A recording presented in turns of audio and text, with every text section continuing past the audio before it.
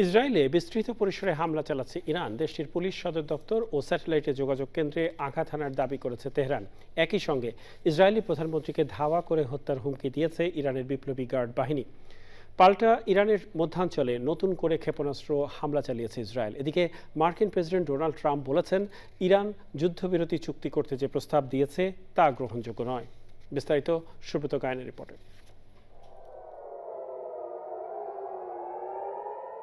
যুক্তরাষ্ট্র ইসরায়েলের সঙ্গে ইরানের পাল্টাপাল্টি হামলার বারুদের গন্ধ ছড়িয়ে পড়েছে পারস্য উপসাগর থেকে আরব সাগর পর্যন্ত।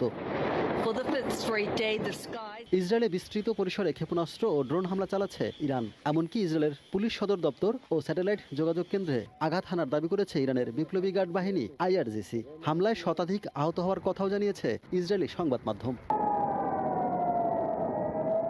চলমান যুদ্ধের মধ্যে ইসরায়েলি প্রধানমন্ত্রী বেনিয়ামিন নেতানিয়াহুকে ধাওয়া করে হত্যা করার অঙ্গীকার করেছে ইরানের বিপ্লবী গার্ড। রোববার IRGCর নিজস্ব ওয়েবসাইট শেফা নিউজে প্রকাশিত এক বিবৃতিতে জানানো হয়, পূর্ণ শক্তি দিয়ে নেতানিয়াহুকে ধাওয়া ও হত্যা করার প্রচেষ্টা চালিয়ে যাবে তারা। ইসরায়েলের পাশাপাশি ইরাক ও কুয়েতে অবস্থিত 3টি মার্কিন ঘাঁটি হামলার চালানোর দাবি করেছে ইরান। সংযুক্ত আরব আমিরাত, বাহরাইনের বিভিন্ন স্থাপনায় দফায় দফায় হামলা হয়েছে। আরও হামলার আশঙ্কায় সৌদি আরবে অবস্থানরত যুক্তরাষ্ট্রের নাগরিকদের বাণিজ্যিক ফ্লাইটে দ্রুত দেশ ছাড়ার জরুরি নির্দেশ দিয়েছে রিয়াদে অবস্থিত মার্কিন দূতাবাস।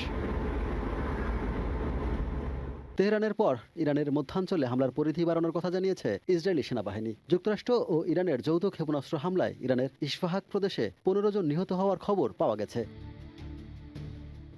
মার্কিন প্রেসিডেন্ট ডোনাল্ড ট্রাম্প বলেছেন, যুদ্ধ বন্ধে ইরান যে প্রস্তাব দিয়েছে তা গ্রহণযোগ্য নয়। এই মুহূর্তে যুদ্ধবিরতির বিষয়ে যুক্তরাষ্ট্র প্রস্তুত নয়। এর আগে খার্ক দ্বীপে সব ইরানি সামরিক স্থাপনা গুড়িয়ে দেওয়ার কথা জানান তিনি। এমনকি হরমুজ প্রণালী দিয়ে জাহাজ চলাচলে বাধা দিলে দ্বীপটির জ্বালানি স্থাপনাতেও হামলার হুমকি দেন ট্রাম্প।